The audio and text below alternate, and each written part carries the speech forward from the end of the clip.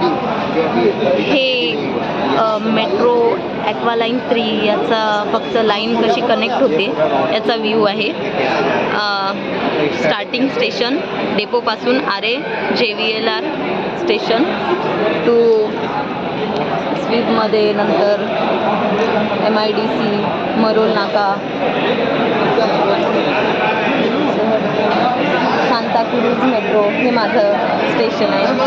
इथं हे पण आहे एअरपोर्ट, आणि हे धारावी, बांद्रा कुर्ला कॉम्प्लेक्स, सगळे स्टेशन वगैरे आहेत.